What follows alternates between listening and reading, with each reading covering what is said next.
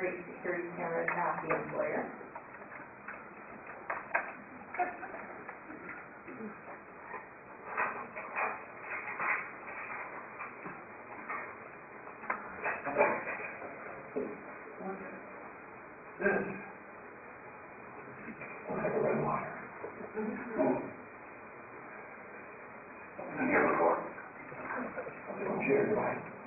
Cheers that wire. Cheers doesn't. No. It's going in a different direction than the other wire.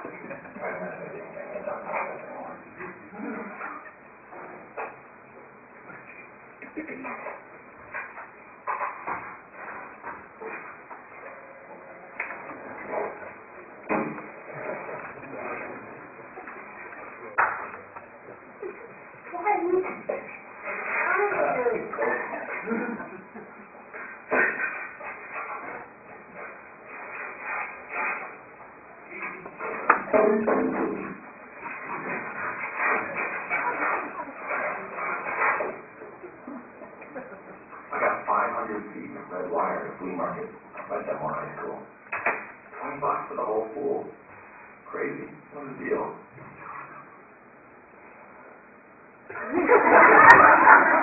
Oh, that'll be fine.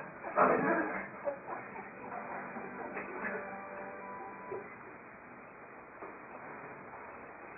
Unfortunately, everything was not fine. So Jim got down from the pole all right. Dwight missed a step while descending and ended up falling approximately 20 feet to the pavement.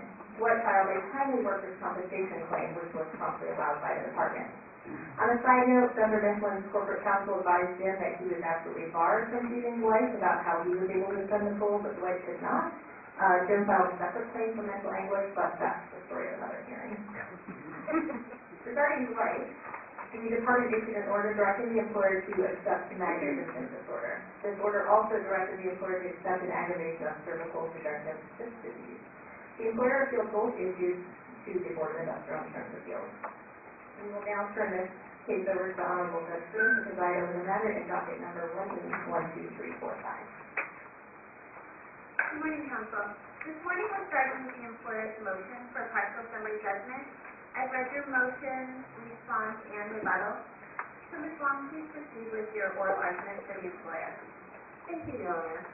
The employer respectfully moves for partial summary judgment with regards to orders directed to accept traumatic symptom disorder. Under Washington Civil Rule 56, summary judgment is appropriate when there is no genuine issue of material fact and the moving party is entitled to judgment as a matter of law.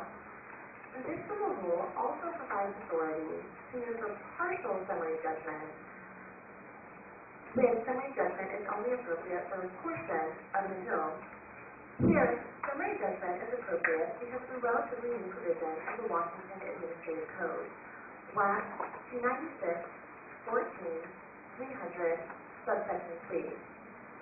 In 2015, the legislature amended this regulation to state that mental health conditions that specify pain primarily as a psychiatric symptom, for example, traumatic symptom disorder, are not clinically related to occupational exposures. So, Council, pursuant to decisions such as the Board's significant decision Ronald May and provisions of the Revised Code of Washington, regulations of the Washington Administrative Code are not always binding here at the Board. Correct, Your Honor. But in mid-2017, the Board specifically analyzed the new traumatic symptom regulation in the non-significant decision Sabria-Bella-Cannon. In Bella-Cannon, the Board explained that the regulation denying traumatic symptom disorder is binding, although it can't be retrospectively applied. This means that the Board will follow the regulation in cases where the worker's stated injury occurred after the date the regulation was implemented in 2015. Here, Mr. Schurt's injury occurred in 2017, so well after the date the regulation was implemented in 2015, and the regulation is binding. Because the regulation is binding for purposes of Mr. Schurt's injury, and because the regulation denies traumatic symptom disorder from any occupational exposure, there is absolutely no fact that could be raised in this appeal that would allow traumatic symptom disorder under the claim. As such, there is no genuine issue of material fact, and traumatic symptom disorder must be denied as a matter of law. Thank you, Your Honor. Thank you, Ms. Long. Ms. Hanson, do you have a response? Lund? Your Honor, clearly there are multiple genuine issues of material facts to preclude partial summary judgment in this case. Mr. Shute has many genuine issues. Mr. Shute suffered an abhorrent industrial injury falling from a great height fearing for his life, both because of the height from which he fell and his reasonable, legitimate fear that terrorists had singled him out and placed a bomb attached to his phone wires throughout the building and out to an external pole which could literally have killed him and all of his coworkers. Clearly this would cause any of the genuine issues. Mr. Shute deserves to stay in court. When you deny this preposterous motion, as you should, he will come into this courtroom and tell you about every single issue he has. You will probably lose. Before this terrible injury, Mr. Shute had 3 loves: bears, beef, Battlestar Galactica. But do you think he goes to the mountains and stairs anymore? Never. Can you sow the earth growing beef, one of the most nutritious and beautiful vegetables that has ever graced the earth? Of course not. He can't even pick up a shovel. And even watching his favorite television show, Battlestar Galactica, is simply impossible. His attending provider has restricted him from holding his head upright for more than 1% of a workday, meaning he cannot even make it through an episode without being in medical peril. Mr. Shute's issues are also obviously material to the issue that the employer now seeks to steal his rights from protection under the Industrial Insurance Act. Material facts. Mr. Shute's treating provider, psychiatrist Andrew Happykill, has diagnosed various cases of mental health diagnoses, including somatic symptom disorder, due to the grave industrial injury that Mr. Shute sustained. Yet somatic symptom disorder is the exact condition that the employer now has the audacity to ask him to deny. As everyone knows, the treating psychiatrist must be given special consideration in this case, but the employer asks you to give him no consideration at all. There's just simply no way that the board should allow the employer to cite some obscure regulations to win on this issue. Everyone knows the essence that medical doctors make a prima facie case around here. The treating psychiatrist's opinion is material and deserves to be heard. The employer's citation to a regulation simply cannot require judgment as a matter of law, given the egregious injury, material opinions, and genuine issues. You just have to deny the employer's motion to let Mr. Shute and Dr. Happykill show you just how wrong it would be to allow the employer to win on this issue. Thank you. Ms. Wong, do you have a rebuttal? Thank you, Your Honor. I have no doubt that Mr. Shute has many issues.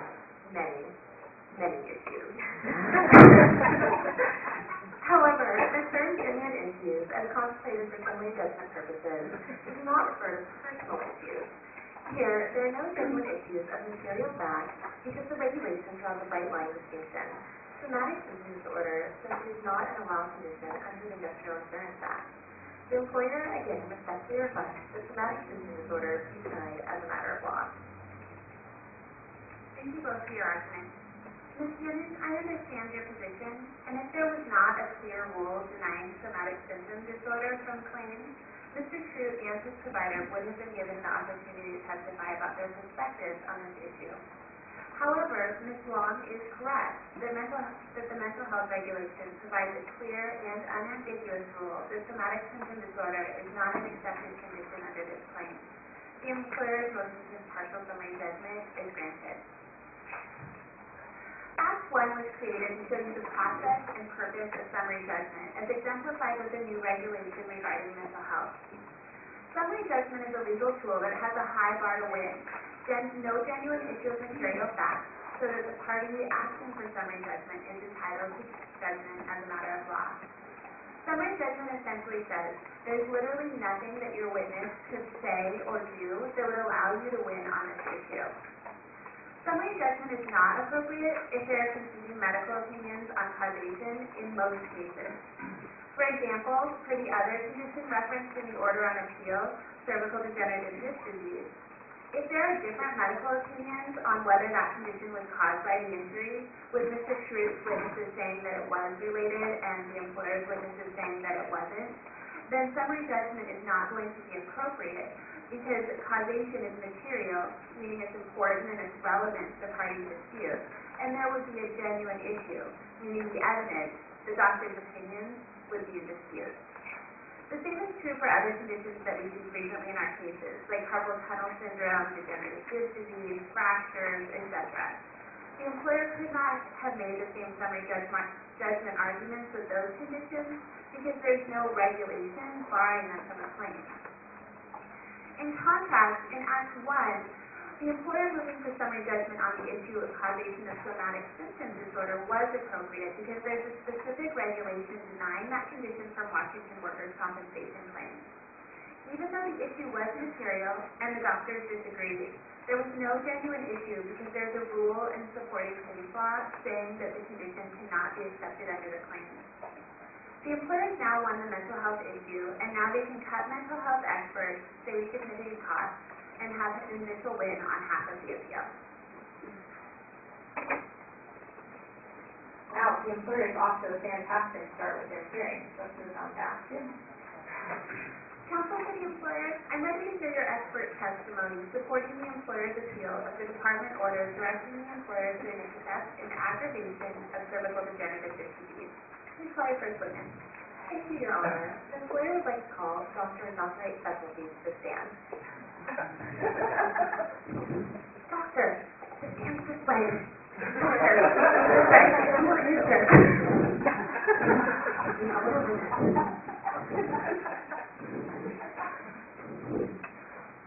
Are you comfortable?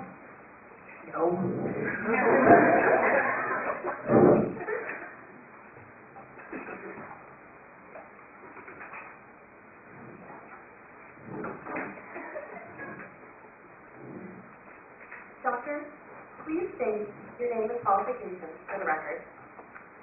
My name is Dr. Nathaniel Specialty, and I'm a medical doctor specializing in vascular neurology.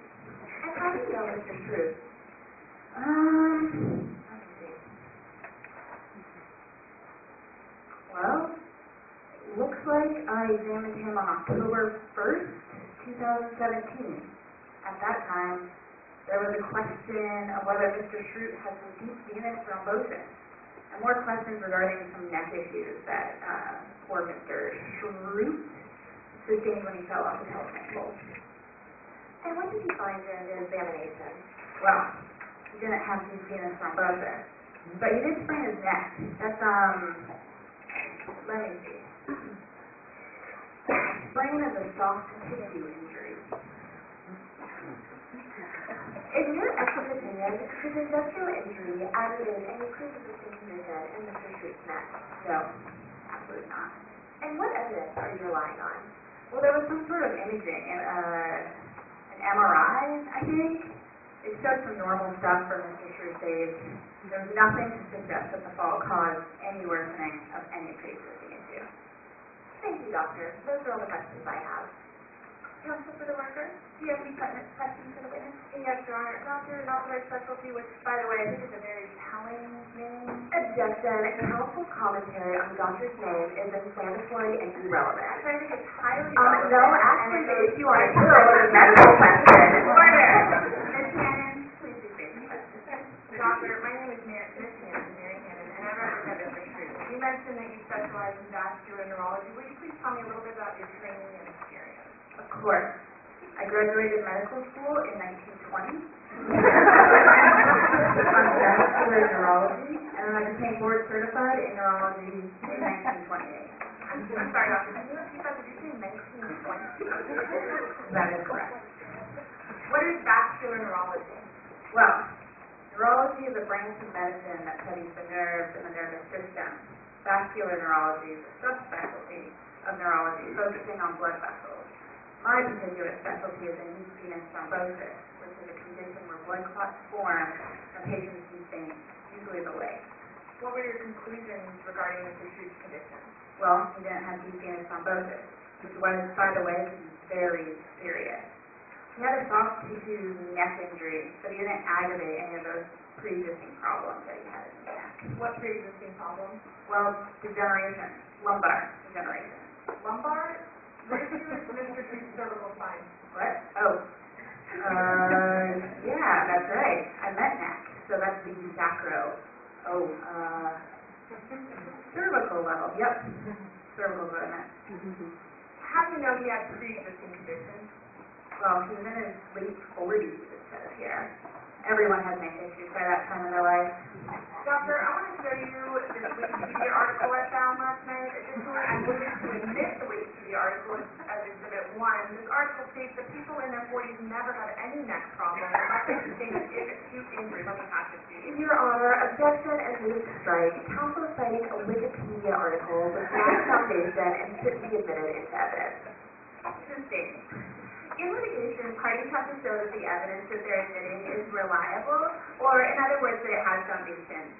Usually, an attorney will lay foundation by having a witness testify about a piece of evidence they're trying to admit, or else by showing that piece of evidence that they're trying to admit is the type of evidence that experts would normally and reasonably rely on. Here, Ms. Hannon is trying to admit a Wikipedia article, which, as most of you know, is an online encyclopedia that allows multiple users with sometimes dubious credentials to create and edit articles on a specific topic. It's certainly not the type of evidence I would want my doctor to rely on when treating me. When I noted that Ms. Wong's objection was sustained, it means I've agreed with her. Ms. Hannon will not be able to admit the Wikipedia article into evidence. Doctor, do you have any diagnostic images or medical records from before the industrial injury showing pre-existing issues?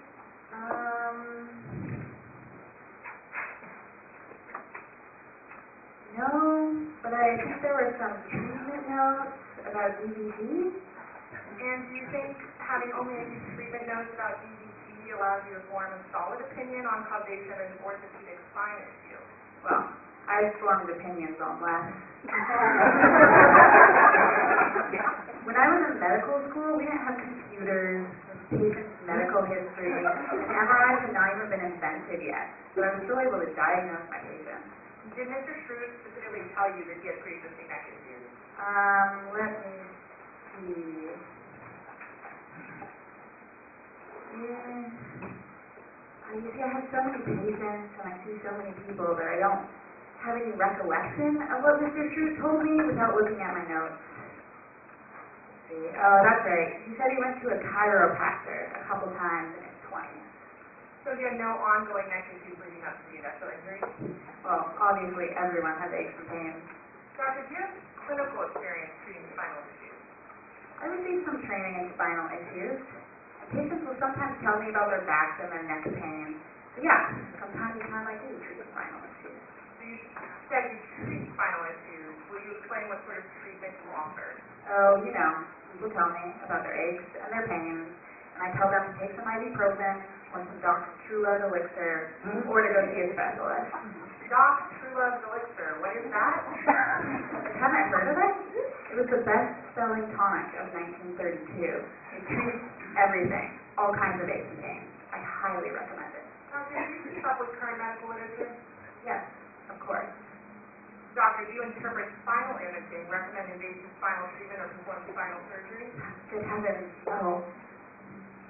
That would be up to a specialist. What type of specialist? I suppose some type of orthopedic spine surgeon, or maybe a neurosurgeon. Here, do you think Mr. Schroed's issues regarding whether the industrial injury aggravated pre-existing cervical degenerative disc disease, would those be the type of issues evaluated by an orthopedic surgeon or a neurosurgeon? Well, as I said, I went to medical school, so I am qualified to examine Mr. Schroed, determine causation, and make recommendations. But your qualifications are in vascular neurology? That is the area I'm most qualified in. Have you ever been a primary doctor following a patient for a neck condition? Have you ever performed cervical spine surgery? Have you ever... Objection, compound questioning. Sustained. In litigation, attorneys are only able to ask a witness one question at a time. When an attorney asks multiple questions at once, that's called compound questioning, and it's not allowed because it might confuse the witness. Presently, it appears that Dr. Not the Right Specialty is already confused enough. I do not want this to become even more confusing by allowing compound questioning. I'll rule in Ms. Wong's favor regarding the objection. Doctor, let me rephrase. Have you ever been a primary doctor following a patient for a spinal condition? No. You graduated medical school in 1928? Around then, it was actually 1920. Have you ever performed spinal surgery? Maybe in medical school, but I can't really remember. So you've not performed spinal surgery in approximately 90 years? No, I suppose not. If Mr. Schroed came to you in your practice, would you follow his cervical condition and treat his cervical condition, or would you refer him to a spine surgeon? I would be qualified to treat him. I'm qualified to treat anybody if I went to medical school. Your Honor, let's just strike that last response as it was non-responsive. Granted. Doctor, please make sure to listen to the question and respond only to the question that Ms. Cannon asked you. Doctor, my question is, would you, in your practice, follow Mr. Shrews' cervical condition, or would you refer him to a spine surgeon? I think I would let a spine surgeon have the final say on his lumbar condition. Oh wait, I mean cervical condition. I always get those levels mixed up. Would you refer to a spine surgeon on whether the industrial injury aggravated Mr. Shrews' pre-existing degenerative disc disease? Yes, I would. Thank you, Doctor. No more questions. Ms. Wong, do you have redirect? Unfortunately, no, Your Honor. Employer rep. Act 2 was created to show you the importance of making sure you have a doctor capable of testifying regarding the issues relevant to the field. Dr. Not the Right Specialty, a vascular neurologist, was in the right specialty to evaluate Mr. Shrews' alleged DVT early in the claim at the department. But Dr. Not the Right Specialty was certainly not the right person to testify about the relevant issue in this appeal, which is aggravation of cervical degenerative disc disease. Because of that, I, as the judge, will probably discount the doctor's testimony and instead place much more weight on the testimony with a provider in the relevant specialty, such as an orthopedic, spine surgeon, or neurosurgeon, especially because that's who Dr. Not the Right Specialty said she would defer to. The takeaway is to be cognizant about the need to schedule independent medical examinations with providers in relevant specialties. If a medical issue changes at the department level while the claim is open, you should consider getting an updated independent medical examination with a doctor who specializes in that new condition. Here, if the employer presents only Dr. Not the Right Specialty as its only expert witness, the employer could lose in this litigation. Unfortunately, it appears that things have really started to go downhill for the employer with their case. When Ms. Cannon Ms. Long stated she rested her case, that means that the employer has finished presenting evidence and it's then time for Ms. Cannon to present evidence for Mr. Shrews' case. Mr. Shrews' first witness, whose testimony we will not act out for you due to time constraints and his brutal discussing blow at patients to the employer's case, was a medical doctor who is in active practice, specializes in the cervical spine condition, was less than 100 years old, and testified that Mr. Shrews' cervical disease was a industrial injury. Now for Act 3, we get to meet Mr. Shrews. Ms. Cannon, please call your next witness. Thank you, Judge. My client, Dwight Schrute, would like to have his day in court.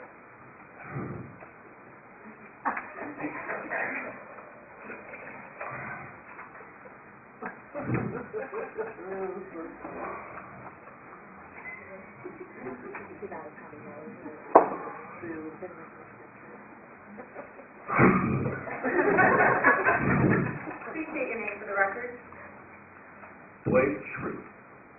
And where do you work, Mr. Schrute? I work for Dunder Mifflin, paper distribution company.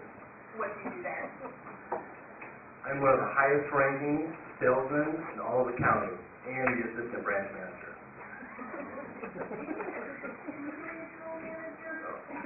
Well, if you want to split hairs. How long have you worked there? As of today, 11 years, 4 months, and 6 days. How do you get along with your coworkers? My coworkers are immature and insubordinate. Not a single one of them has the honor or unique skill set to make them worthy of working at Dunder Mifflin. Tell us about what happened on the day of the injury. Well, one of my immature coworkers, Jim, was wasting company resources as usual and pulled a prank on me. He led me to believe that terrorists singled me out and placed a bomb attached to my phone. Potential culprits were the government, Al-Qaeda, or a competitor.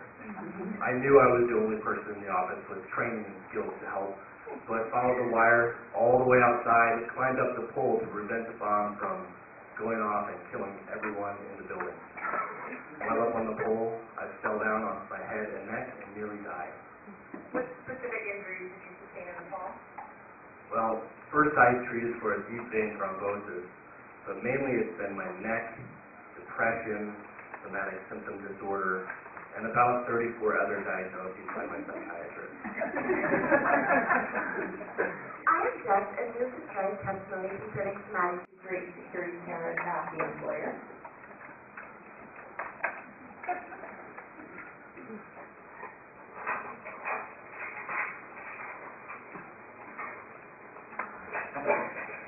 This. Looks like a red wire. Been here before. Someone sheared that wire. Shears doesn't. No. It's going in a different direction than the other wire. Try to mess with it. Can't talk about this anymore.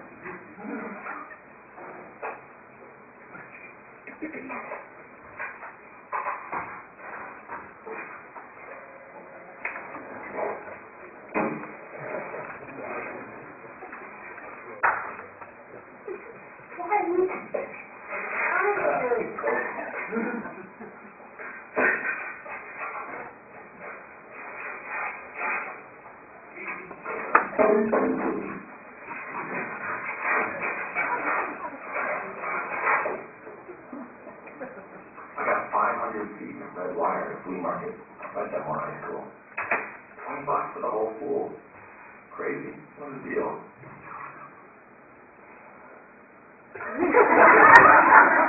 Oh, so fun. I'm in there.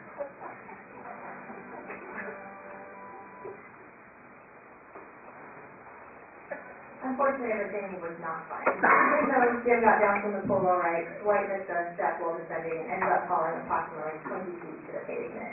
Dwight filed a timely workers' compensation claim, which was promptly allowed by the department. On a side note, Thunder Mifflin's corporate counsel advised Jim that he was absolutely barred from suing Dwight about how he was able to descend the pole, but Dwight could not. Jim filed a separate claim for mental anguish, but that's the story of another hearing. Regarding Dwight, the department issued an order directing the employer to accept traumatic resistance disorder. This order also directed the employer to accept an aggravation of cervical degenerative disc disease. The employer appealed both issues to the Board of Industrial Insurance Appeals.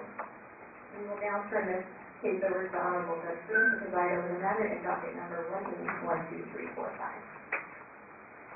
Good morning, Council. This morning we're starting with the employer's motion for partial summary judgment. I've read your motion, response, and rebuttal. So Ms. Long, please proceed with your oral argument for the employer. Thank you, Your Honor. The employer respectfully moves for partial summary judgment with regard to the order's directive to accept traumatic symptom disorder. Under Washington Civil Rule 56, summary judgment is appropriate when there is no genuine issue of material fact and the moving party is entitled to judgment as a matter of law. This civil rule also provides authority to use for partial summary judgment when summary judgment is only appropriate for a portion of an appeal. Here, summary judgment is appropriate because of the relatively new provision of the Washington Administrative Code, WAC 296-14-300, subsection 3. In 2015, the legislature amended this regulation to state that mental health conditions that specify pain primarily as a psychiatric symptom, for example, traumatic symptom disorder, are not clinically related to occupational exposures. So, Council, pursuant to decisions such as the Board's significant decision Ronald May and provisions of the revised Code of Washington, regulations of the Washington Administrative Code are not always binding here at the Board. Correct, Your Honor. But in mid-2017, the Board specifically analyzed the new traumatic symptom regulation in the non-significant decision for Bria Bella-Cannon. In Bella-Cannon, the Board explained that the regulation denying traumatic symptom disorder is binding, although it can't be retrospectively applied. This means that the Board will follow the regulation in cases where the worker's stated injury occurred after the date the regulation was implemented in 2015. Here, Mr. Schru's injury occurred in 2017, so well after the date the regulation was implemented in 2015, and the regulation is binding. Because the regulation is binding for purposes of Mr. Schru's injury, and because the regulation denies traumatic symptom disorder from any occupational exposure, there is absolutely no fact that could be raised in this appeal that would allow traumatic symptom disorder under the claim. As such, there is no genuine issue of material fact, and traumatic symptom disorder must be denied as a matter of law. Thank you, Your Honor. Thank you, Ms. Long. Ms. Hanson, do you have a response? Your Honor, clearly there are multiple genuine issues of material fact to preclude partial summary judgment in this case. Mr. Shute has many genuine issues. Mr. Shute suffered an abhorrent industrial injury falling from a great height, fearing for his life. both because of the height from which he fell and his reasonable, legitimate fear that terrorists had singled him out and placed a bomb attached to his phone wires throughout the building and out to an external pole which could literally have killed him and all of his coworkers. Clearly this would cause any genuine issue. Mr. Shute deserves to stay in court. When you deny this preposterous motion, as you should, he will come into this courtroom and tell you about every single issue he has. You will probably lose. Before this terrible injury, Mr. Shute had 3 loves: bears, beef, Battlestar Galactica. But do you think he goes to the mountains and stairs anymore? Never. Can you sow the earth growing beef, one of the most nutritious and beautiful vegetables that has ever graced the earth? Of course not. He can't even pick up a shovel. And even watching his favorite television show, Battlestar Galactica, is simply impossible. His attending provider has restricted him from holding his head upright for more than 1% of a workday, meaning he cannot even make it through an episode without being in medical peril. Mr. Shute issues are also obviously material to the issue that the employer now seeks to steal his rights from protection under the Industrial Insurance Act. Material facts. Mr. Schute's treating provider, psychiatrist Andrew Happypill, has diagnosed various cases of mental health diagnoses, including somatic symptom disorder, due to the grave industrial injury that Mr. Shute sustained. Yet somatic symptom disorder is the exact condition that the employer now has the audacity to ask him to deny. As everyone knows, the treating psychiatrist must be given special consideration in this case, but the employer asks you to give him no consideration at all. There is just simply no way that the board should allow the employer to cite some obscure regulations to win on this issue. Everyone knows he has to present a medical doctor to make a prima facie case around here. The treating psychiatrist's opinion is material and deserves to be heard. The employer's citation to a regulation simply cannot require judgment as a matter of law, given the egregious injury, material opinions, and genuine issues. You just have to deny the employer's motion to let Mr. Shute and Dr. Happypill show you just how wrong it would be to allow the employer to win on this issue. Thank you. Ms. Wong, do you have a rebuttal? Thank you, Your Honor. I have no doubt that Mr. Shute has many issues.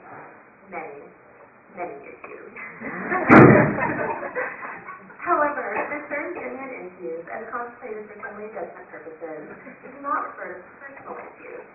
Here, there are no genuine issues of material fact because the regulation draws a bright line distinction. Somatic symptom disorder simply is not an allowed condition under the Industrial Insurance Act. The employer, again, respectfully requests that somatic symptom disorder be denied as a matter of law.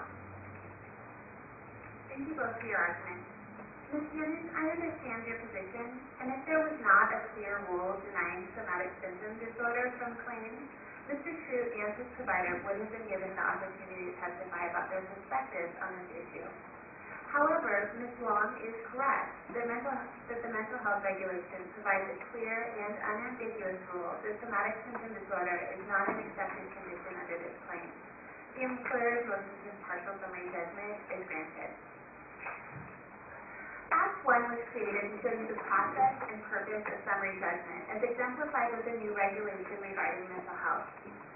Summary judgment is a legal tool that has a high bar to win. No genuine issue of material fact, so that the party asking for summary judgment is entitled to judgment as a matter of law. Summary judgment essentially says there's literally nothing that your witness could say or do that would allow you to win on this issue. Summary judgment is not appropriate if there are competing medical opinions on causation in most cases. For example, for the other condition referenced in the order on appeal, cervical degenerative disc disease, if there are different medical opinions on whether that condition was caused by the injury, with Mr. Schute's witnesses saying that it was related and the employer's witnesses saying that it wasn't, then summary judgment is not going to be appropriate because causation is material, meaning it's important and it's relevant to the party's dispute, and there would be a genuine issue, meaning the evidence, the doctor's opinions, would be a dispute. The same is true for other conditions that we see frequently in our cases, like carpal tunnel syndrome, degenerative disc disease, fractures, etc. The employer could not have made the same summary judgment arguments with those conditions because there's no regulation barring them from a claim. In contrast, in Act 1, the employer moving for summary judgment on the issue of causation of somatic symptom disorder was appropriate because there's a specific regulation denying that condition from Washington workers' compensation claims.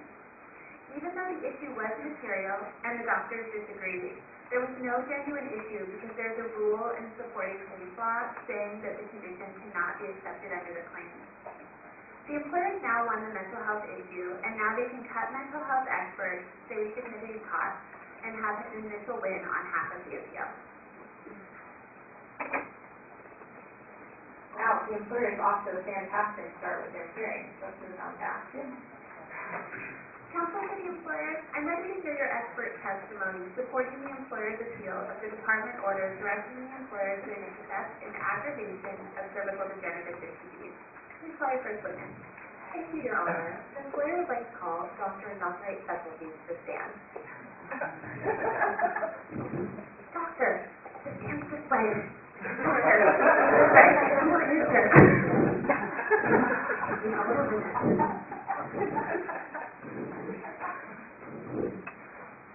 Are you comfortable?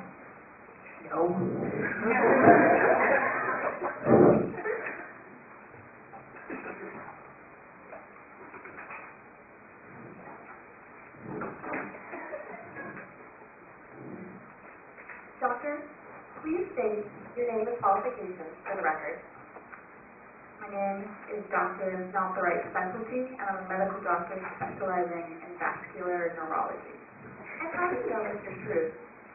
Let me see. Well, looks like I examined him on October 1st, 2017. At that time, there was a question of whether Mr. Shrew had some deep venous thrombosis, and more questions regarding some neck issues that poor Mr. Shrew sustained when he fell off the telephone pole. And what did you find during the examination? Well, he didn't have deep venous thrombosis, but he did sprain his neck. That's, let me see. Sprain is a soft tissue injury. In your expert opinion, this industrial injury aggravated any pre-existing condition in Mr. Shrew's neck? No, absolutely not. And what evidence are you relying on? Well, there was some sort of imaging, an MRI, I think. It showed some normal stuff for Mr. Shrew's age. There was nothing to suggest that the fall caused any worsening of any pre-existing issue. Thank you, doctor. Those are all the questions I have. Counsel for the worker, do you have any pertinent questions for the witness? Yes, Your Honor. Dr. Nathaniel Specialty, which, by the way, I think is a very telling name. Objection. Counsel's commentary on the doctor's name is inflammatory and irrelevant. Actually, I think it's highly relevant. No, actually, if you want to do it, it's a medical question. Order. Ms. Hannon, please do state your question. Doctor, my name is Ms. Hannon, Mary Hannon, and I represent Mr. Shrew. You mentioned that you specialize in vascular neurology. Will you please tell me a little bit about your training and experience? Of course. I graduated medical school in 1920 on vascular neurology, and then I became board certified in neurology in 1928. I'm sorry, Doctor. Can you repeat that? Did you say 1920? That is correct. What is vascular neurology? Well, neurology is a branch of medicine that studies the nerves and the nervous system. Vascular neurology is a subspecialty of neurology focusing on blood vessels. My particular specialty is in deep venous thrombosis, which is a condition where blood clots form in a patient's deep vein, usually the leg. What were your conclusions regarding Mr. Shrew's condition? Well, he didn't have deep venous thrombosis, which was, by the way, very serious. He had a soft tissue neck injury, but he didn't aggravate any of those pre-existing problems that he had in his neck. What pre-existing problems? Well, degeneration, lumbar degeneration. Lumbar? Where did you Mr. Shrew's cervical spine? What? Oh. Yeah, that's right. I meant neck, so that's the sacro. Oh, cervical level, yep. Cervical is what I meant. How do you know he had pre-existing conditions? Well, he was in his late 40s, it says here. Everyone has neck issues by that time in their life. Doctor, I want to show you this Wikipedia article I found last night. Additionally, I'm willing to admit the Wikipedia article as Exhibit 1. This article states that people in their 40s never have any neck problems unless they sustain an acute injury. Let me pass it to you. Your Honor, objection and move to strike. Counsel is citing a Wikipedia article with no foundation and shouldn't be admitted into evidence. Two states. In litigation, parties have to show that the evidence that they're admitting is reliable, or in other words, that it has foundation. Usually, an attorney will lay foundation by having a witness testify about a piece of evidence they're trying to admit, or else by showing that piece of evidence that they're trying to admit is the type of evidence that experts would normally and reasonably rely on. Here, Ms. Hannon is trying to admit a Wikipedia article, which, as most of you know, is an online encyclopedia that allows multiple users with sometimes dubious credentials to create and edit articles on a specific topic. It's certainly not the type of evidence I would want my doctor to rely on when treating me. When I noted that Ms. Wong's objection was sustained, it means I've agreed with her. Ms. Hannon will not be able to admit the Wikipedia article into evidence. Doctor, do you have any diagnostic images or medical records from before the industrial injury showing pre-existing issues?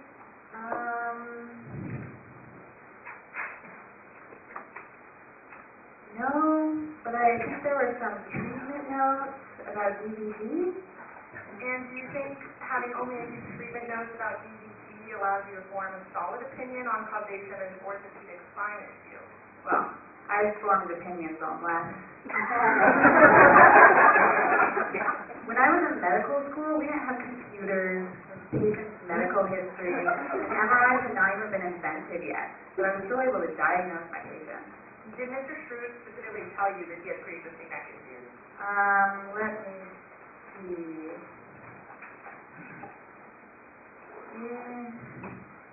You see, I have so many patients, and I see so many people that I don't have any recollection of what Mr. Schroed told me without looking at my notes. Let's see. Oh, that's right. He said he went to a chiropractor a couple times in his 20s. So you had no ongoing neck issues leading up to the industrial injury? Well, obviously everyone has aches and pains. Doctor, do you have clinical experience treating spinal issues? I received some training in spinal issues. Patients will sometimes tell me about their back and their neck pain. So yeah, from time to time I do treat spinal issues. So you said you treat spinal issues. Will you explain what sort of treatment you offer?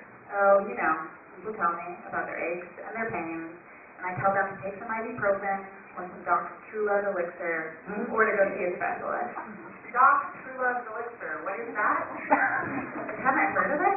It was the best-selling tonic of 1932. It treats everything, all kinds of aches and pains. I highly recommend it. Doctor, do you keep up with current medical literature? Yes, of course. Doctor, do you interpret spinal imaging, recommend invasive spinal treatment, or perform spinal surgery? Good heavens, no. That would be up to a specialist. What type of specialist? I suppose some type of orthopedic spine surgeon, or maybe a neurosurgeon. Here, do you think Mr. Schroed's issues regarding whether the industrial injury aggravated pre-existing cervical degenerative disc disease, would those be the type of issues evaluated by an orthopedic surgeon or a neurosurgeon? Well, as I said, I went to medical school, so I am qualified to examine Mr. Schroed, determine causation, and make recommendations. But your qualifications are in vascular neurology? That is the area I'm most qualified in. Have you ever been a primary doctor following a patient for a neck condition? Have you ever performed cervical spine surgery? Have you ever... Objection, compound questioning. In litigation, attorneys are only able to ask a witness one question at a time. When an attorney asks multiple questions at once, that's called compound questioning, and it's not allowed because it might confuse the witness. Presently, it appears that Dr. Not the Right Specialty is already confused enough. I do not want this to become even more confusing by allowing compound questioning. I'll rule in Ms. Wong's favor regarding the objection. Doctor, let me rephrase. Have you ever been a primary doctor following a patient for a spinal condition? No. You graduated medical school in 1928? Around then, it was actually 1920. Have you ever performed spinal surgery? Maybe in medical school, but I can't really remember. So you've not performed spinal surgery in approximately 19 years? No, absolutely not. If Mr. Schroed came to you in your practice, would you follow his cervical condition and treat his cervical condition, or would you refer him to a spine surgeon? I would be qualified to treat him. I'm qualified to treat anybody since I went to medical school. Your Honor, let's just strike that last response as it was non-responsive. Granted. Doctor, please make sure to listen to the question and respond only to the question that Ms. Hannon asked you. Doctor, my question is, would you, in your practice, follow Mr. Schroed's cervical condition, or would you refer him to a spine surgeon? I think I would let a spine surgeon have the final say on his lumbar condition. Oh wait, I mean cervical condition. I always get those levels mixed up. Would you defer to a spine surgeon on whether the industrial injury aggravated Mr. Shrews' pre-existing degenerative disc disease? Yes, I would. Thank you, doctor. No more questions. Ms. Swan, do you have redirect? Unfortunately, no, Your Honor. Employer rep. Act 2 was created to show you the importance of making sure you have a doctor capable of testifying regarding the issues relevant to an appeal. Dr. Not the Right Specialty, a vascular neurologist, was in the right specialty to evaluate Mr. Shrews' alleged DVT early in the claim at the department. But Dr. Not the Right Specialty was certainly not the right person to testify about the relevant issue in this appeal, which is aggravation of cervical degenerative disc disease. Because of that, I, as the judge, will probably discount the doctor's testimony and instead place much more weight on the testimony with a provider in the relevant specialty, such as an orthopedic, spine surgeon, or neurosurgeon, especially because that's who Dr. Not the Right Specialty said she would defer to. The takeaway is to be cognizant about the need to schedule independent medical examinations with providers in relevant specialties. If a medical issue changes at the department level while the claim is open, you should consider getting an updated independent medical examination with a doctor who specializes in that new condition. Here, if the employer presents only Dr. Not the Right Specialty as its only expert witness, the employer could lose in this litigation. Unfortunately, it appears that things have really started to go downhill for the employer with their case. When Ms. Long stated she rested her case, that means that the employer has finished presenting evidence and it's been time for Ms. Cannon to present evidence for Mr. Shrews' case. Mr. Shrews' first witness, whose testimony we will not act out for you due to time constraints and his brutal discussing flow of case up to the employer's case, was a medical doctor who is in active practice, specializes in the cervical spine condition, was less than 100 years old, and testified that Mr. Shrews' cervical disease was a good outside industrial injury. Now for Act 3, we get to meet Mr. Shrews. Ms. Cannon, please call your next witness. Thank you, Judge. My client, Dwight Schrute, would like to have his day in court.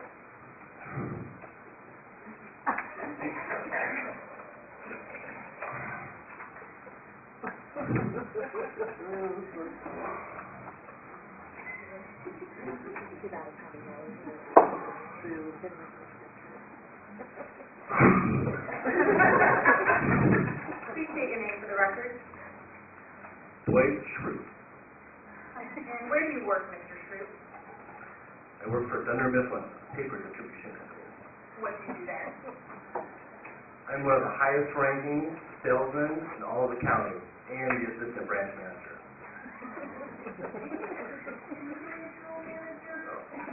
So if you want to split hairs. How long have you worked there? As of today, 11 years, 4 months, and 6 days. How do you get along with your coworkers? My coworkers are immature and insubordinate.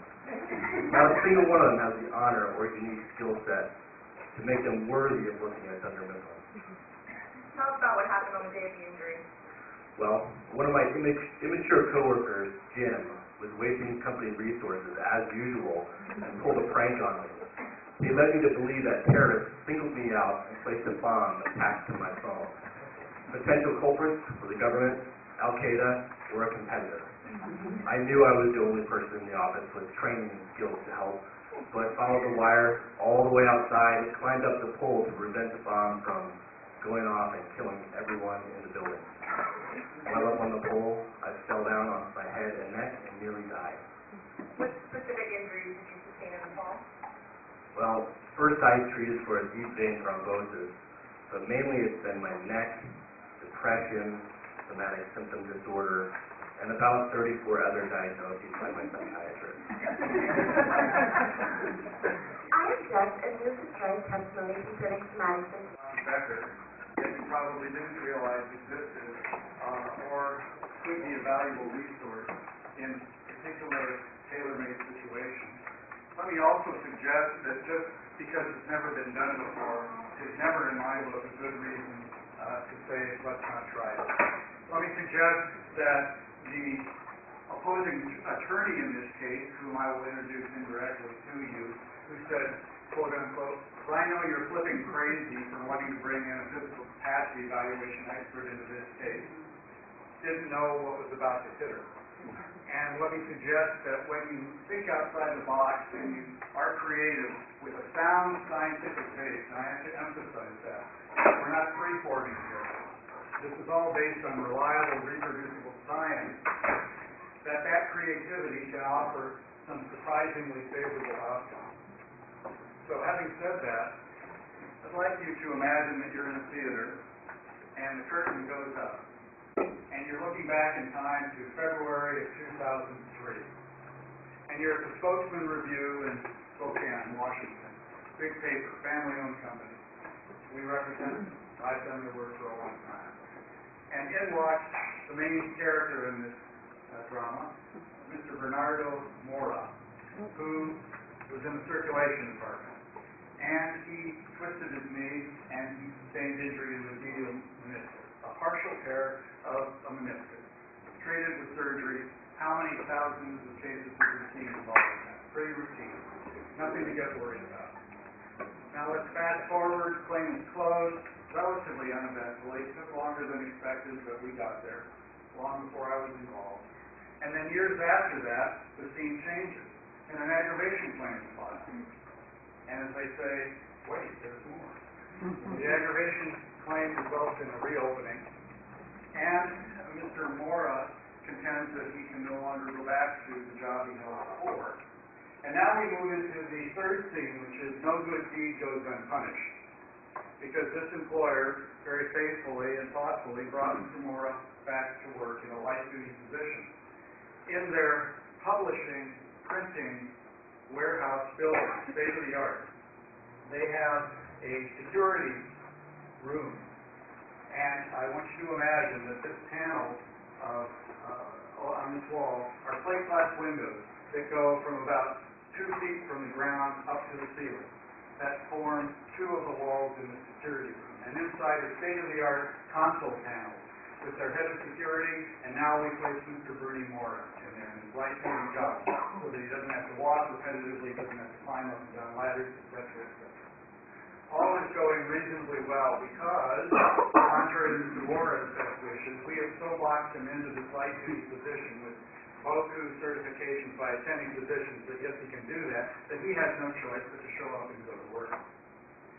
Well, with that kind of lead-in, you know something else is going to happen. What happened? I'd like to direct your attention to scene 4. It's 1 a.m. in the morning. Mr. Mora is there with Wes, the head of security. They're sitting at this bank of TV screens, making sure all is well in the Coles Family Publishing empire. And all of a sudden, Mr. Mora gets up, slowly, waits, according to Wes, until Wes sees him, and then starts hobbling in an exaggerated fashion over, making his way toward the plate glass windows, coming around from the security cameras, and there's a pony wall there. And then he grabs the wall, and here's where the story starts to differ. Wes says he sideways walked like this, grabbing the wall. Mr. Mora says that somehow the good Lord gave him the strength to pull it together, to limp toward the plate glass windows, and that's when all the wheels fall off the wagon, according to everybody's description. And Mr. Mora maintains that he pitches forward because he looked and Wes's head is at the security camera, not watching Mr. Mora, so he thought, and he falls headlong into the plate glass windows, striking the top of his forehead, and the next thing we see in the next scene is Mora is crumpled on the floor, his back up against the pony wall, his head tilting forward, some drool coming out of his mouth, non-responsive. Wes comes around to see what's happening, and then goes back, we can't get a response, calls 911. As he's on the phone to 911, he hears a rustling. Now, what in the world could the rustling be? Well, Mr. Mora wanted us to know he's a devoted Kohl's employee because he was wearing the Kohl's ski parka. And the rustling must have come from that ski parka moving. But wait, Mr. Mora contended that he, if not unconscious, was totally unresponsive, and that jives with what Wes said when he went to check him, as he crumpled with his back to the plate glass windows. So where does the rustling come from? Wes comes back around, and now instead of crumpled, leaning forward, back against the window wall, Moore is now stretched prone in a cross-like position with his head facing toward the windows about 3 feet back from the window. And Wes then turns him on his side because he has CPR training, clears his mouth with mucus, does some other first aid measures. 911 comes, they take him to the hospital. All sorts of tests are run. He's non-responsive.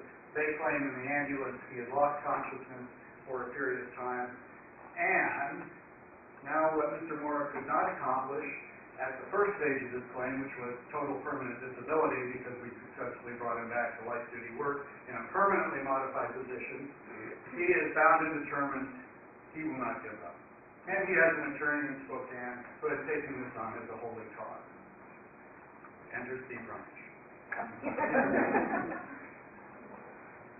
As the plot thickens, we're now into the second act, and we have a whole slew of experts whom Moore's attorney has gathered around to verify that this man has cognitive impairment, he has brain damage, he has mental health impairment. In fact, the list of all of the conditions that this man attributes to the knocking into the window include concussion, post-concussion syndrome, memory loss, headache, vision disturbance, insomnia, loss of balance, gastrointestinal issues, tinnitus, ringing in the ears, undifferentiated somatoform disorder, depressive disorder with major depression, severe psychiatric features, and anxiety disorder. And let's not forget the cognitive impairment, and for good measure, we're going to throw in another component, which is additional pathologic damage to the medial meniscus.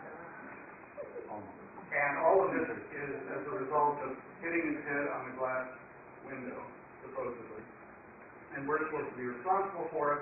And of course, Mr. Moore is not the man he was before. And we ultimately get into litigation. I will save you all of the gory details about the back and forth with the department. We are now poised to go into litigation. And all of you are probably thinking, okay, Ryan, you're making a big deal about this, but this is what we and you deal with all the time, so why are we here talking about this? It's going to be one set of experts against the other. We've seen this time in, time out. Well, let's talk about what really wins at the board. Let's talk about what we're against, what's up against when we go to the board. When you have treating physicians, psychiatrists, neuropsychologists, all of them testifying under oath that this man has verifiable brain damage and cognitive impairment and physical damage all due to this event. Remember when the case law presentation was coming up and Karen, quite, I think, helpfully, not knowing that this was going to be the presentation, that you did a nice intro for it, said, well, how do you get point out that attending physicians, if they haven't looked at surveillance, shouldn't be believed as much? Well, in this case, all of their opinions were predicated, with the exception of the knee, and discussing whether or not the MRI showed more damage. All of their opinions were predicated on what? This history from Mr. Moore. And what they did, what the workers' compensation machine so eloquently often does, is it takes subjective complaints, it goes through the medical fabrication mill, and I don't mean that unkindly to doctors, and it gets booked out at the end as objective findings. And yet when you trace it down like Dwight with that red line, what you ultimately get back to is the credibility of the original subjective report. When I came into the case, I thought, sure, I can go to battle as well as the next person with all the experts that we have on our side, saying this guy's pulling our leg, no pun intended. In fact, we had people who were willing to say he was malingering. But what can I do, what can we do as a team to elevate this case so it's not simply he said, she said, or you have better paid experts, or you have a better paid attorney, or whoever did this or did that. What can we do to take it out of subjectivity and put it into a scientific, objectively verifiable realm so that we can box the board in, the hearing judge and the three-member board and even Superior Court, because we knew this case would ultimately wind up there, where it's not the bad employer with multi-millions and the big bad defense attorney. It's just, this is what science shows. And we have to find on the basis of science. That should always be our goal.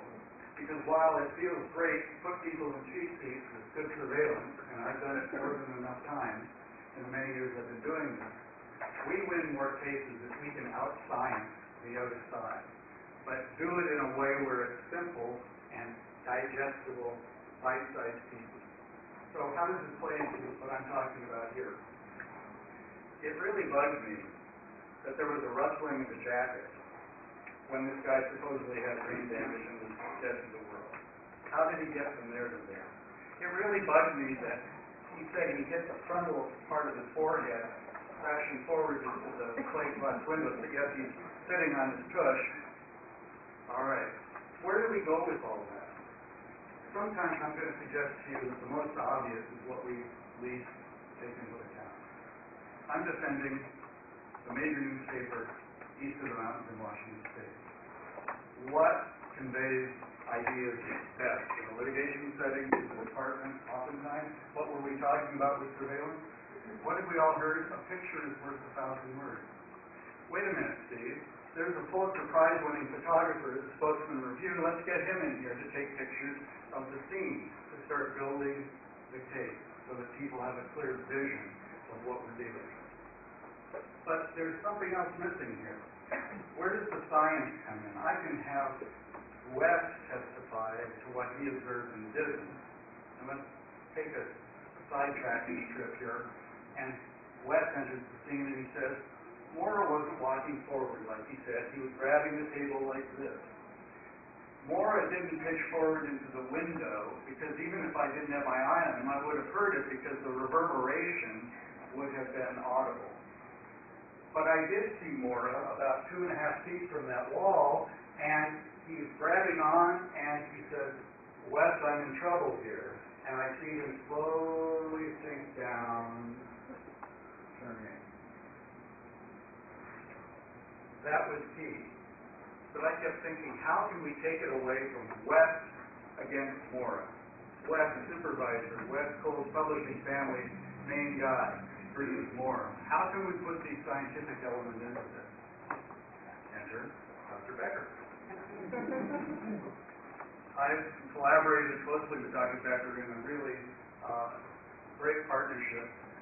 I have to say that, and Dr. Becker will substantiate this, that he has been against me as much as he's been for me, because I've also cross-examined him about as many times as I've introduced him on direct examination, because quite credibly, he will do functional capacity evaluations for workers and their attorneys.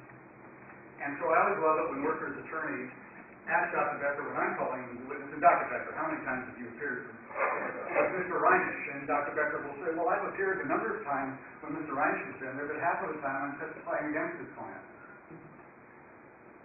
I talked to Dr. Becker because one of the aspects of Dr. Becker's expertise is biomechanics, human physiology and anatomy, how the body works, both from a biomechanical standpoint, but from a medical standpoint. And I kept thinking to myself, how can we creatively inject his expertise into this case? Well, in the personal injury arena, a lot of my friends who defend and plaintiff cases bring in accident reconstruction specialists. And I'm thinking to myself, why can't we do that in workers' comp? Now, admittedly, it often isn't the issue whether the injury originally happened or not, and we weren't contesting that the event in 2003 happened. But let's see from a biomechanical, from a physical standpoint, whether Maura's story makes physical sense. Because we have two main component parts to the play of Bernardo Maura. One is, did he actually hit the window? And either he did, and it caused all of these plethora of conditions.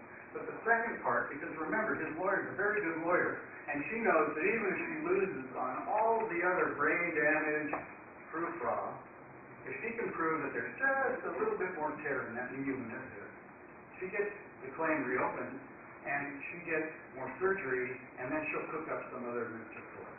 And off to the races we go. So our task was to dispute the window crash, but also, through biomechanical evidence, show that the way he described it would not have put the necessary torque and force on the human anatomical structure to result in injurious exposure to the meniscus. Becker can't testify as a medical doctor, and he's very clear about that, both in dealing with us and when he testifies. But he is qualified to talk about whether certain physical positions and actions are likely to place injurious force on certain body structures. He's going to get into that in more elegant and eloquent detail than I will share with you. My purpose is to set up the scene for his presentation. So I thought, let's get the photographer in there, but let's do one better. Let's invite Mr. Mora down with his lawyer to where this all supposedly happened. And let's give him free rein, and let's have a photographer there so this guy feels like he's on 20/20, or this is going to be really something special, and get him to open up. And I knew what was going to happen. This gentleman came in, and I don't mean this to be disrespectful, but this is actually the way it played out. He was so intent on convincing us he was in such bad shape that he had a walking staff, he was hobbling in, his eyes were squinting, he sometimes recognized his lawyer, sometimes didn't. Who are you? Yeah, and I was very consoling, and Mr. Moore, we're simply here to find out what you believe happened. I didn't say what happened, what you believe happened. And his lawyer's taking down notes, etc. I said, yeah, take down notes, take down notes. And so he then described, and we had Ted Becker, so he could see this. And she wants to know, why is he there, and what's going on, etc., etc. Fine. After that's all done, Dr. Becker and I consult, and he ultimately does a very excellent job of explaining why Mr. Moore's physical positioning made it highly unlikely that he would have pitched forward in his head on the windows. So now it's not just Wes's belief that didn't happen for a variety of good reasons, but now we have a man of science who's explaining he isn't anything against or for Mr. Mora. We flew him over from Everett. Of course, it involved a great deal of expense, but this case is going to be hundreds and hundreds of thousands of dollars potentially. We have a man of science explaining why the window episode probably didn't happen the way he described it. Then, what about the turning and twisting? Dr. Becker did an excellent job of explaining why that event would not have likely caused further damage to the medial nerve. To be sure, we had the whole coterie of experts on both sides testifying, but the experts on the other side were hard-pressed to explain away this information. And what do sometimes people do when they don't have an explanation? They just discount it. Oh, that really doesn't have much time to me. Fine, say what you will. Let's see how it plays at hearing. Well, how it played at hearing was that the judge found that whole complement of evidence very convincing, to the point that he said, this guy didn't bang his head against the window. This guy doesn't have all these other problems. And in fact, what we had done in the earlier litigation was proven that likely when he collapsed to the floor, he had a syncopal attack due to an unknown, or at least little-known, heart condition. And that caused the crumple to the floor. Wes, I'm in trouble here. And the judge said, that's what happened. He didn't hit his head. And I don't need to find whether he's malingering or not, but it sure is hard to believe him. We'll take that one. And then let's add the surveillance component that Christy and Shauna did such a nice job of addressing. Because we had surveillance on Mr. Moore. When you have people who are so extreme in the way they describe their limitations, that is one of those instances where you definitely want to try and get surveillance. We did not find him taking apart a car. We did not find him in a hayfield. We did not find him chopping wood. All of those things have happened in other of my cases, but not here. But what we did find was that apparently Mr. Moore's family, his wife, his brothers and sisters, aunts and uncles, his adult children and his younger children, all trusted him to do what? Drive his children to and from school. Now, alone. Now, this is a man who supposedly has brain damage, cognitive impairment, he doesn't know right from left and left from right. And then he's seen leaning on the cyclone fence, jawing with a neighbor or friend, and they're pointing to a car, and it's clear that they're probably engaged in some kind of auto transaction. This is a guy who doesn't know north from south, up from down, right from left, please. And that came in for discussion by the judge, but it also was further emphasized because Dr. Becker was able to do a biomechanical analysis of the surveillance, showing what to you or me would seem to be relatively innocuous physical poses, but involving the science of what muscle groups need to be recruited, need to be used, called upon to even maintain that position. And what does that mean? It's common sense to us, we don't think about it, but what does that mean about the integrity of the human body? And when I am involved in cases like this, we always know what isn't. That is, we're reminded, oh, he has this damage, and he has this damage, and he has this damage. One of the first questions I ask, and one of the first questions I invite you to ask as you analyze your cases is, what do they have? We're talking about maybe 95% less of the use of their body. Well, how does that carry over into the supposed damage part? In activities that they're performing. Enter the science of Dr. Becker. So when all was said and done, the judge ruled in our favor. He found Mr. Mora really couldn't be believed. He didn't want to go the malingering route, but he was pretty darn close to it. But he endorsed the science of Dr. Becker involved in his analysis. And he liked the pictures. He liked the discussion. He liked the fact that Mora was brought into the picture so he could had his 2 cents worth, and it all came together quite nicely to put the case in a position where we ultimately were able to settle it for a much, much, much lower figure than the claim exposure we likely would have faced had this not worked out well.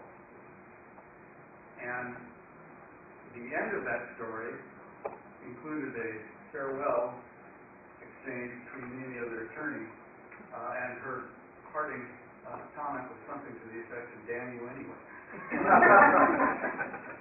But the moral of the story, I think, really is this. Don't overlook the obvious. Ask the obvious questions, and then look for science that can back up the answers that will help your case, and frankly bring out the truth. This guy didn't do it. He didn't damage his knees again. He was simply out for a higher return on his investment of time and security guard. So the takeaways from this, besides the scientific basis that I was talking about, I think are a couple fold. Remember I mentioned that we found out he had a heart condition. That goes to good claim investigation and sending out requests for records for unrelated physical conditions. Where are they treating? What's going on there? Second point. Idiopathic fall. This gentleman collapsed because of a syncopal attack. Some people might say, well, geez, why didn't you get the whole thing denied because it wasn't related to anything associated with work? Well, because Washington does not have an arising out of the course of employment requirement. It just has to be in the course. You just have to be at work. The reason for the event at work can be totally personal to the work. If, as a result of what happens at work, they then sustain injury, that becomes a compensable claim. So we knew potentially that collapse could lead to a compensable claim, and that's why it was all hands on deck to defeat the compensability of that light duty return to work claim. And then the third aspect of this whole story is don't be afraid to try something new. Not just for the sake of trying something new.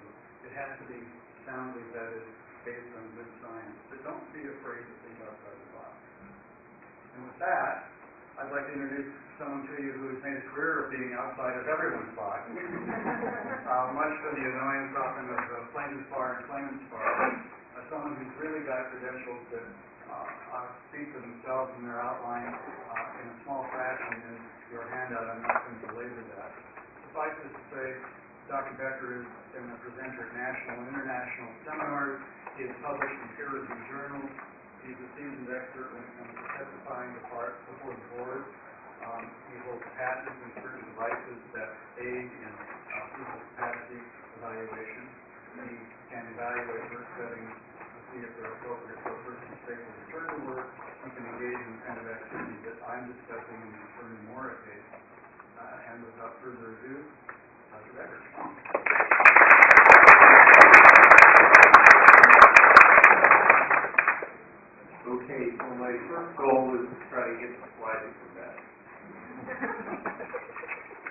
I have not done that. Hi, Guys, guys. did I do it all right? Okay. So, that's our first slide. And, that's who we are. And, so I want to talk a little bit, about thinking outside the box. And I'm going to give you just a little bit of a history. So, my background is in human performance and typically in biomechanics. I'm the former head trainer of the Olympic swim team, and I've been a rehab consultant in professional baseball since 74 or 5. In fact, my claim to fame is that Frank Jobe, who, if you don't know, is the doctor behind the Tommy John surgery. And if you don't know what that is, it's an elbow repair surgery. Frank Jobe used to be one of the physicians for the U.S. swim team. And the Yankees, he does the surgery on Tommy John. The Yankees buy Tommy John from the Dodgers. And I'm in Indiana. I'm in my late 20s, left behind the years, and I get a telephone call from the Yankee front office. And are you Ted Becker, the U.S. swim team trainer? Yeah. We have a pitcher with an elbow problem. Will you come to New York and see if you can help us? Yeah, well, let me just pull myself up off the floor. This is the Yankee front office. And so, fly to New York, limo picks me up at LaGuardia, takes me to Yankee Stadium. I walk into the clubhouse. There's Catfish Hunter. There's Raleigh Fingers. There's, you name it, they're there. The 1970s Yankee team. And I walk into this room, and there's Tommy John with his arm.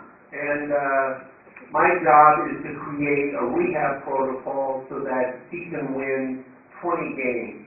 And he did that, won the Cy Young Award, and my career in baseball as a rehab consultant was launched. I currently work for the Cardinals and have for about the last 17 years, which is another story in and of itself. But I got my background in biomechanics studying with a fellow by the name of Jim Councilman, who was Mark Spitz's swim coach. And I ended up at Indiana University only by chance, and was befriended by probably one of the world's most foremost work and exercise physiologists, which I'm going to tell you about later. But having said that, in about 1986, maybe it was 87, 88, I get a telephone call at my office from a defense attorney by the name of Tom Merrick, who's working for Lloyd's in London, and he wants to know if I would be interested in working on a shoulder biomechanics case for the Seahawks in a case with Brian Bosworth. And so I'm in federal court. The only time I've ever been in a federal court with the jury, and the place was packed with sports journalists and other attorneys, and in any event, when that case settled, my phone just didn't stop ringing. And I then had a career basically in forensic biomechanics, and I've been doing it ever since. And one of my most interesting clients is Mr. Reines, because he sends me on these cases where you see I'm rolling around and slithering like a snake on the floor of a printing company. And he sent me other places as well, but this is probably one of the top 1 or 2 cases where you have to think outside the box.